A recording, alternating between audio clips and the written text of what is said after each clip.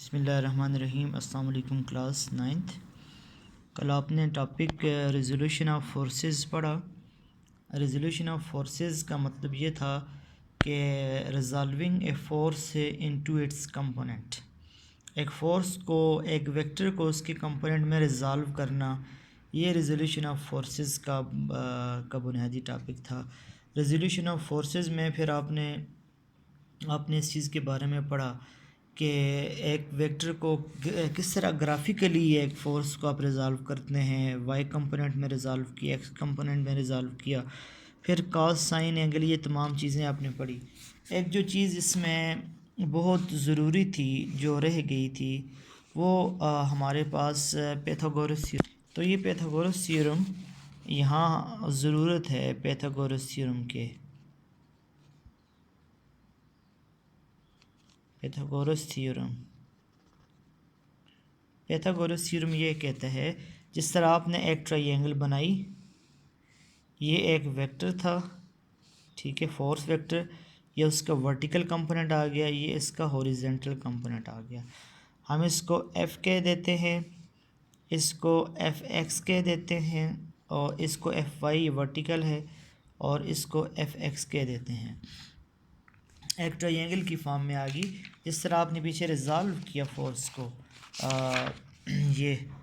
ये फोर्स, इसको आपने वर्टिकल और इसको आपने हॉरिजॉन्टल कंपोनेंट में रिजॉल्व किया, बिल्कुल उसी हिसाब से हमने ये इसको लिया। तो ये एंगल हमारे पास थीटा है। क्लास याद रखें, बेस का मतलब हमेशा ये नहीं है कि जो एक्स एक्सिस पर हो, बेस कभी ये भी हो सकती है।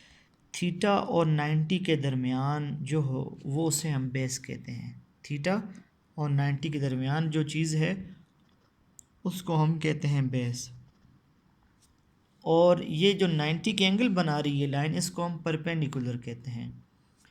और जो 90 के बिल्कुल ऑपोजिट है, इसको हम हाइपोटेन्यूज कहते हैं। तो इसमें क्लास हमारे पास जो पैथागोरस थ्योरम ये कहता है कि हाइपोटेन्यूज का स्क्वायर इज इक्वल टू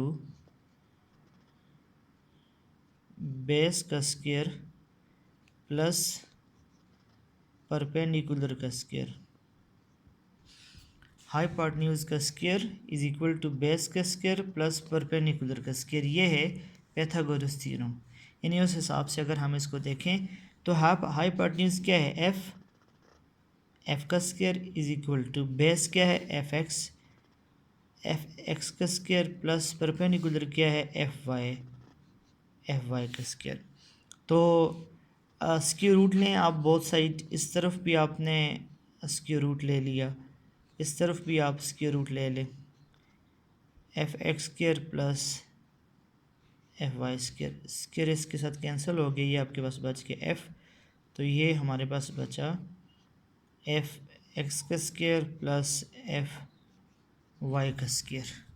ये हमारे पास F is equal to F X का स्क्वायर प्लस एफ वाई का स्क्वायर। ये हाइपोटेन्यूज का जो पैथागोरस थ्योरम है, पैथागोरस थ्योरम को इस्तेमाल करके हमने एक जो सिंपल जो हमारे पास रेजोल्यूशन ऑफ वेक्टर था उसको हमने इस्तेमाल किया। ये फोर्सेस फाइंड करने का तरीका होगा। ये हॉरिजॉन्टल कंपोनेंट और वर्टिकल कंपोनेंट से नेट रिजल्टेंट फोर्स कैसे फाइंड कर सकते हैं।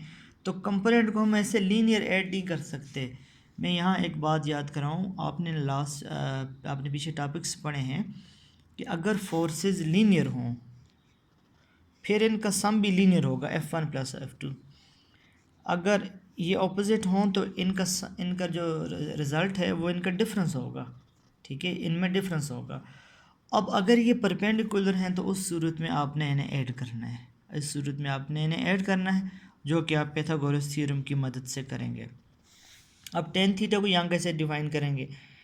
टेन थीटा, अब हम डायरेक्शन की बात करें, टेन थीटा देखें इसमें इक्वल होता है through proper brush perpendicular by base.